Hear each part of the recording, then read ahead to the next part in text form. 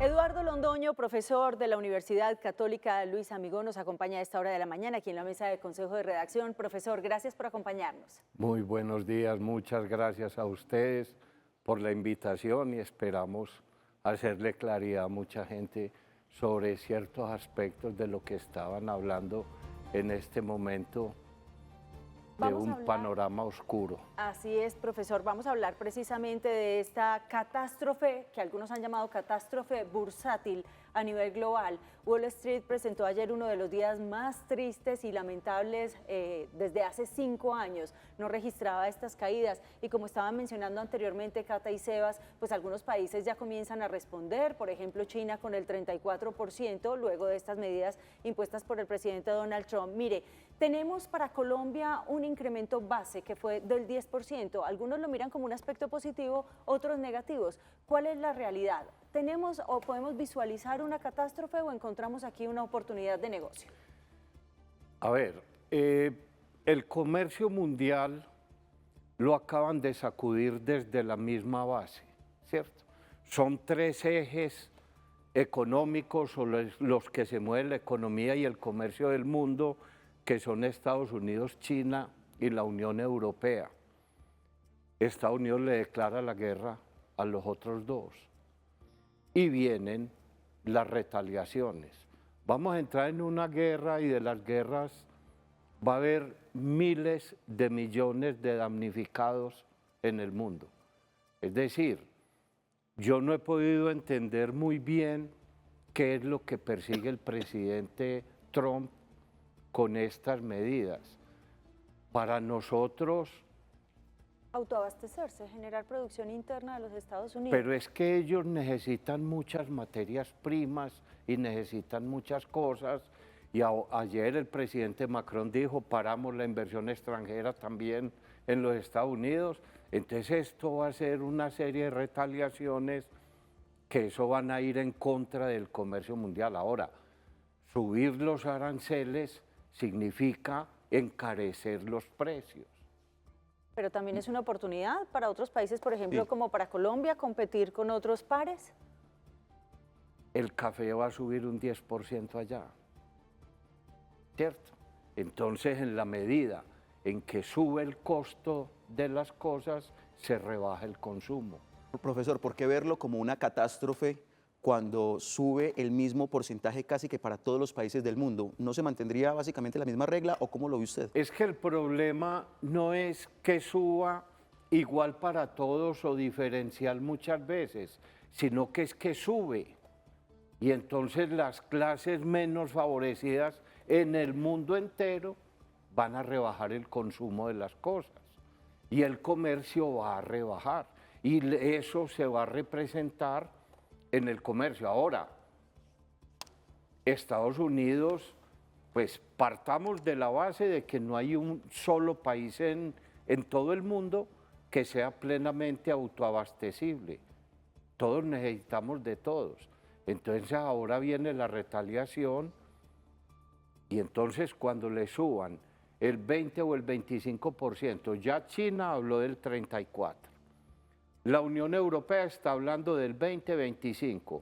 Entonces, todos los bienes que consume la gente en los Estados Unidos, que no son hechos en los Estados Unidos, van a tener un precio altísimo y los Estados Unidos no es capaz de hacer todo lo que necesita la sociedad.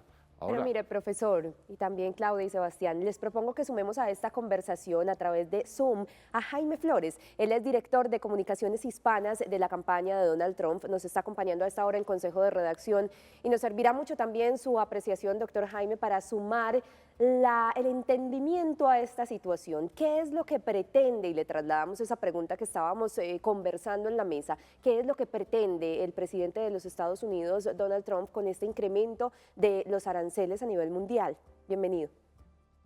Muchas gracias, es un placer estar con ustedes. Lo que pretende el presidente es buscar justicia, ¿no? Que haya equilibrio en el intercambio comercial entre los diferentes países. No tiene sentido que a lo largo de todos estos años las diferentes naciones hayan implementado aranceles contra los productos estadounidenses. Y es por eso que, por ejemplo, no se ven vehículos estadounidenses prácticamente en ningún mercado en el mundo, mientras los Estados Unidos están llenos de vehículos fabricados en todas partes, tal vez a excepción de China y de Francia.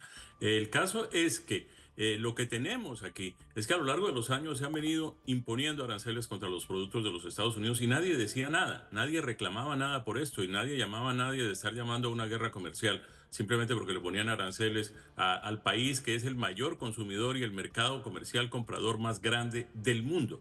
Yo no creo que a esta altura ningún país se pueda dar el lujo de entrar en una disputa con los Estados Unidos porque no van a tener dónde colocar sus productos. Volvemos al tema automotriz. Por ejemplo, hay ciertos fabricantes en el mundo que si no venden en los Estados Unidos simplemente no pueden sobrevivir. Doctor Jaime, pero ¿no cree usted que también los estadounidenses terminan afectados con estas políticas, con estas decisiones, teniendo en cuenta que Estados Unidos también requiere de insumos que llegan de otras partes del mundo? Eso es probable, eso puede suceder, pero también al mismo tiempo nosotros tenemos en los Estados Unidos plantas fabricantes de vehículos. Vuelvo a ese tema porque es aparentemente el más recurrente de todos estos. La producción de vehículos coreanos, alemanes, ingleses, japoneses, de cualquier origen, también se realiza aquí en los Estados Unidos. Hyundai, por ejemplo, tiene plantas en Alabama y está construyendo una nueva en Georgia. Kia tiene una planta en Georgia también, al igual que Mercedes-Benz y Honda.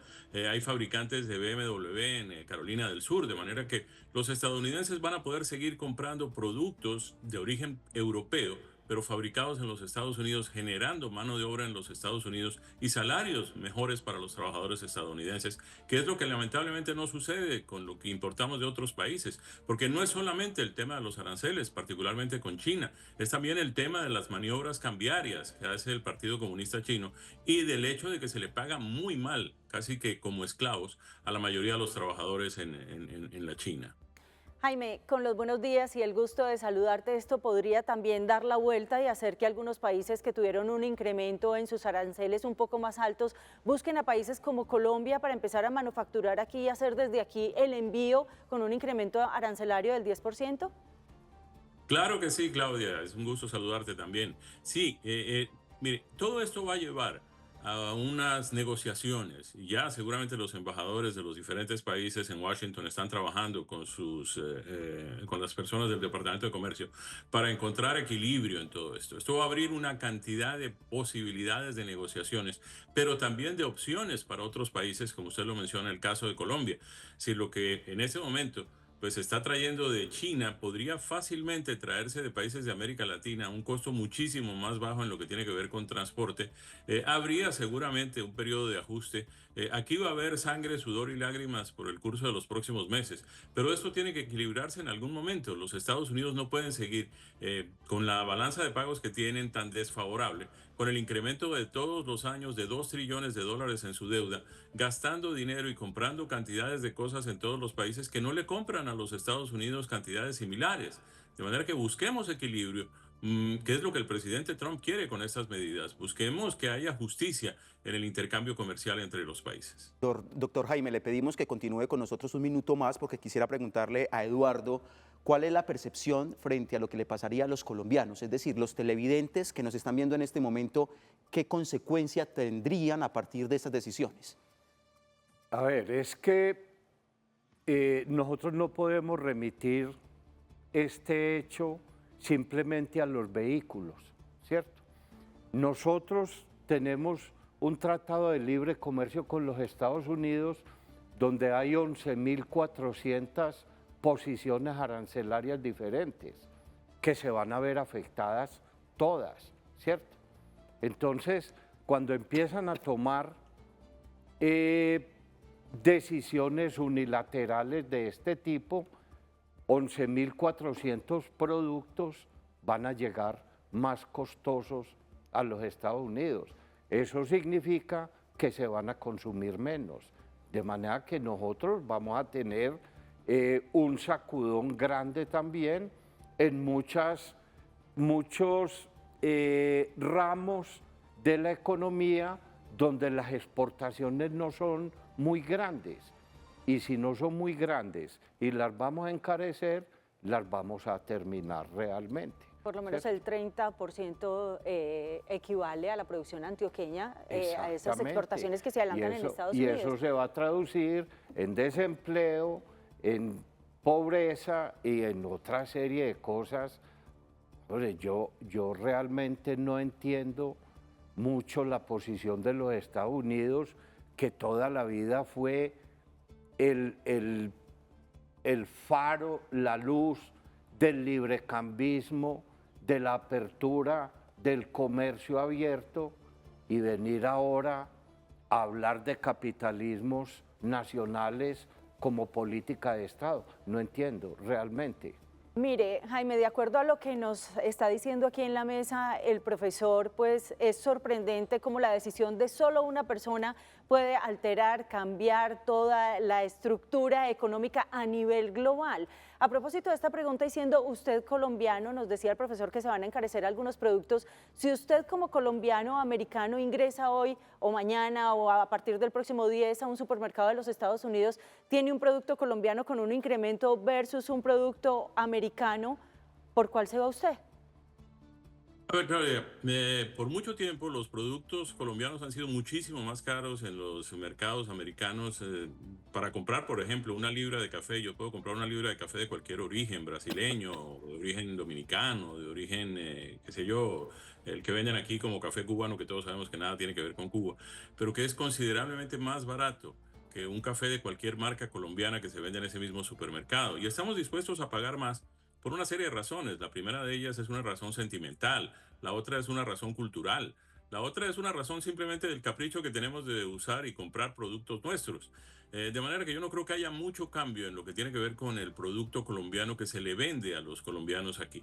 A mí me parece que lo que deberíamos estar haciendo como colombianos es presionar a nuestro gobierno para que entre en conversaciones con sus contrapartes estadounidenses para llegar a acuerdos.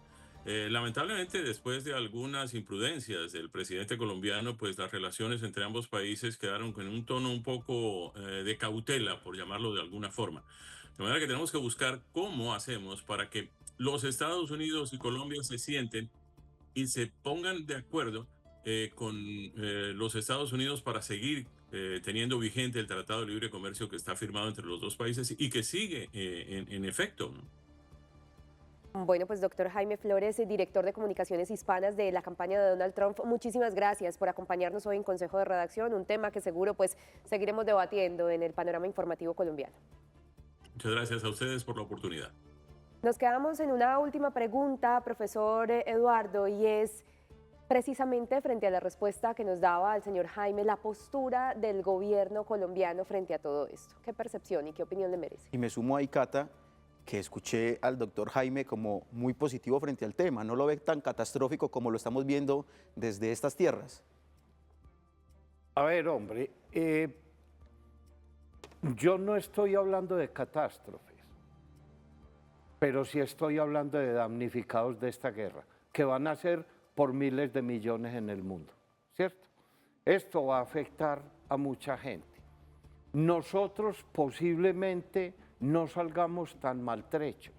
Ahora, lo que dice este señor es absolutamente cierto. Tenemos que entrar en negociaciones, pero todos sabemos que este gobierno no va a entrar en negociaciones con el presidente Trump, ni porque se quiere de aquí para allá, ni de allá para acá. Entonces esto, realmente yo veo una situación difícil y vamos a ver cómo se reacomoda. Esta decisión que toma el presidente de los Estados Unidos, yo creo que la vamos a poder medir en 1 o 2 años.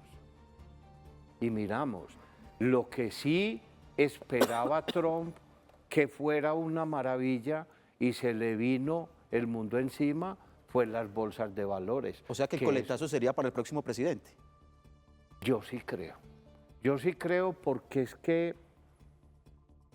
la reacción de los mercados a nivel mundial fue catastrófica, esa sí fue catastrófica.